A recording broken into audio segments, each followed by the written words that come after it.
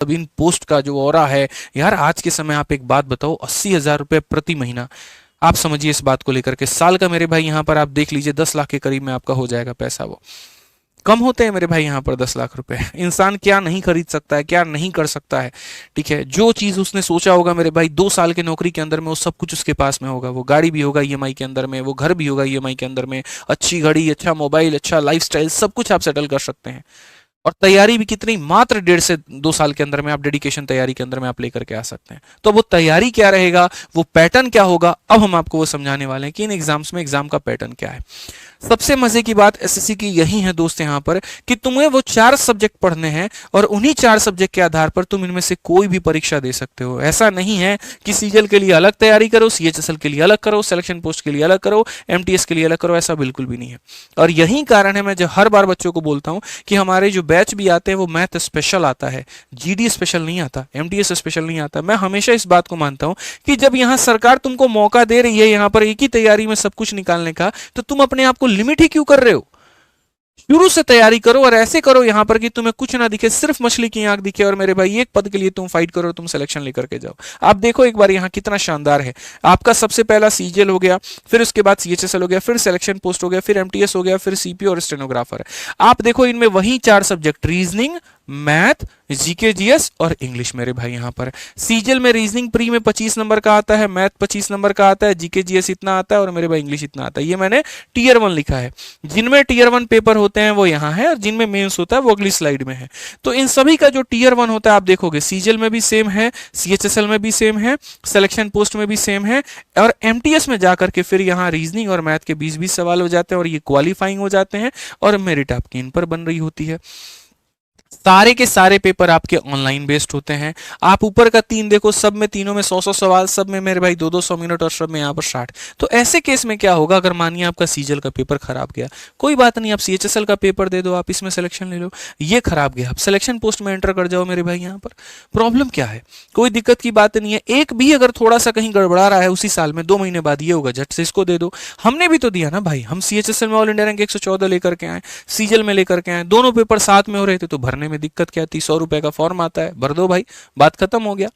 फिर एमटीएस है, फिर हमारा सीपीओ और स्टेनो। सीपीओ में थोड़ा डबल डबल क्वेश्चन ये लोग पूछता है, 25 का डबल, 25 का डबल, ऐसे करके 100 का डबल 200। समय भी लोग आपको मेरे भाई यहाँ पर जो है वो डबल देगा, 60 की जगह 120 मिनट देगा। क्यों, क्योंकि इसमें मेंस में खाली एक ही सब्जेक्ट रहता है, इसीलिए। अब अगर मानो ये सारे के सारे पेपर हैं प्री वाले, आपका सवाल ये होगा सर इनमें से किस किस में मेंस होता है। तो मेरे भाई यहाँ पर सिर्फ 3 जगह पर मेंस होता है। सबसे पहला हो गया सीजीएल, फिर हो गया सीएचएसएल, फिर हो गया सीपीओ। इनमें मेरे भाई यहाँ पर मेंस होता है। सीजीएल में अगर हम बात करें, रीजनिंग के 30 सवाल, मैथ के 30 सवाल, जीके जीएस के 25, इंग्लिश के 45, 130 सवाल, 3-3 नंबर का यहाँ हो जाता है, 390 नंबर। इसी पर मेरिट बनती है। आपको यहाँ पर 2 घंटा मिलता है, सेशन 1 के लिए 1 घंटा, सेशन 2 के लिए मेरे भाई 1 घंटा। सीएचएसएल में क्या होता है, बस थोड़ा सा फर्क ये होता है, रीजनिंग 30 है, मैथ 30 है, जीके जीएस में 5 सवाल कम कर देंगे, इंग्लिश में 5 कम कर देंगे, और 120 सवाल और 360 नंबर समय मेरे भाई यहाँ पर उतना ही। क्यों, 12वीं लेवल की नौकरी है यार, सेम लेवल का कंपटीशन कैसे रख सकते हैं। यहाँ पर तो फर्क ही नहीं रहेगा ग्रेजुएट लेवल वाले में और 12th वाले में। तो इसीलिए उतने ही समय के अंदर में यहाँ पर इनसे 130 सवाल पूछे जाते हैं और उतने ही समय में यहाँ पर 120 सवाल पूछे जाते हैं, ठीक है। और इसी के आधार पर यहाँ जो है वो मेरिट बन रहा होता है। दोनों पेपर के बाद में सीपीओ जो है मेरे भाई, इसमें मेंस होता तो है, लेकिन ना मैथ पूछा जाता है, ना रीजनिंग पूछी जाती है, ना जीके जीएस, खाली पूछा जाता है तो इंग्लिश और वहीं 200 सवाल। और ये शुरू से ये परंपरा इनकी चलती आ रही है और इसी तरीके से पूछते हैं। 200 सवाल, 200 नंबर, 120, और मेरिट बनती है 200 नंबर का प्री, 200 नंबर का मेंस, 400 नंबर पर ये मेरिट बना देंगे। अगर हम देखें तो क्या इतना आसान है मेरे भाई यहाँ पर मेरिट, तो ऐसा बिल्कुल भी नहीं है। पूरे सिलेक्शन प्रोसेस को एक बार आप समझ लीजिए, क्योंकि बहुत लोग ऐसे होते हैं ना, सवाल होता है सर चश्मा पहने नौकरी हो जाएगा, सर एक यहाँ पर उंगली कटा हुआ है नौकरी हो जाएगा, एक कान से बहरे नौकरी हो जाएगा, सर हमको थोड़ा यहाँ कम दिखता है हो जाएगा। सारे सवालों का जवाब जो है मेरे भाई यहाँ पर इस स्लाइड के अंदर में मौजूद है। आप समझिए इस बात को लेकर के, एसएससी में जितनी भी नौकरियां हैं, पूरा सिलेक्शन प्रोसेस आपके सामने यहां पर है। आप इसका स्क्रीनशॉट लेकर के रख लीजिए। सबसे पहले बात करते हैं यहां पर, देखो जैसे प्री होता है, प्री का नेचर यहां पर क्या है वो हमने यहां पर बता रखा है मेरे भाई, आप स्पष्ट रूप से जानिए, समझिए। यहां देखिए यहां पर, ठीक है। तो अगर हम बात करें तो सबसे पहले प्री होता है। प्री जो है या क्वालिफाइंग है कि क्या उस पर मेरिट बनता है।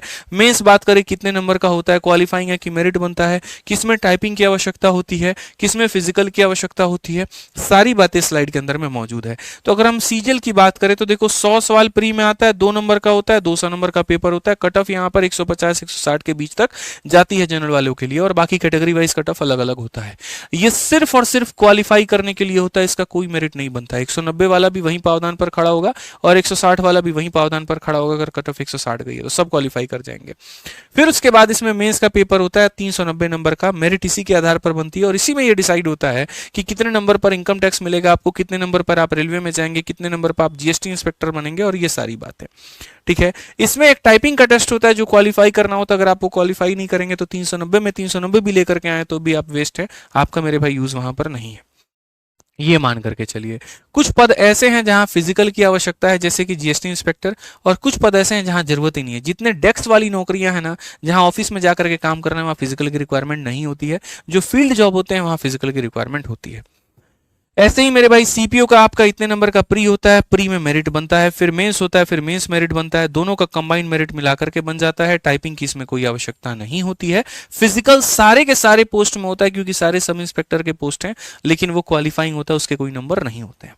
ऐसे ही मेरे भाई सीएचएसएल हो गया, 200 नंबर का आपका प्री है, क्वालिफाई करना है, फिर 360 नंबर का मेंस है और आपको मेरिट बनना है। यानी सीजीएल और सीएचएसएल दोनों हूबहू सेम है, दोनों के प्री क्वालिफाइंग है, दोनों के मेंस के ऊपर में मेरिट बनेगा, दोनों को टाइपिंग आती है, टाइपिंग मैंडेटरी है और आपको क्वालिफाई करना ही करना है। बस ये 390 नंबर का है, 360 नंबर का है।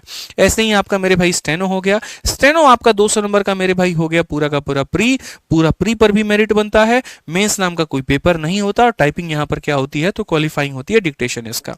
जूनियर इंजीनियर वालों की बात करें तो 200 नंबर का इनका पेपर होता है, इसी पर ये मेरिट बनती है। फिर मेरे भाई यहाँ पर 300 नंबर का मेंस होता है और इस पर मेरिट बनती है, और फिर बाद में 500 नंबर का क्या बनता है तो कंबाइंड मेरिट बनता है।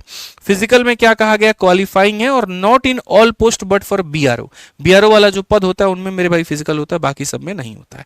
BRO border road organisation. अगर हम एमटीएस की बात करें यहां पर तो एमटीएस में देखो प्री हमारा कितने नंबर का हो गया तो मेरे भाई 270 नंबर का, लेकिन इसमें मैथ और रीजनिंग सिर्फ क्वालिफाइंग है। मेरिट जो बनती है वो इंग्लिश और जीएस पर बनती है और बाकी सारी चीजें मेरे भाई यहां पर नहीं होती है। अब यहां पर आ जाता है दोस्त, यहां पर एसएससी जीडी जिसमें 80 सवाल होते हैं, 2 नंबर का हर सवाल होता है और 160 नंबर का आपका पेपर होता है। इसी के आधार पर आपकी मेरिट बनती है।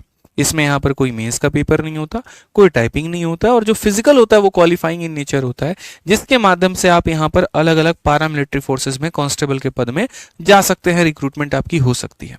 अगर हम आगे मेरे भाई यहाँ पर बात करें तो देखो ये पूरा हमने एक स्ट्रक्चर बता दिया कि एसएससी एग्जाम्स में कैसे एंट्री लेनी है और कौन से यहाँ पर पेपर में कितने चरण होते हैं, कितने नंबर का पेपर होता है। तो ये एक बहुत बढ़िया आपके लिए मेरे भाई गाइडर हो सकता है, बहुत बढ़िया तरीके से आपको यहाँ पर गाइड कर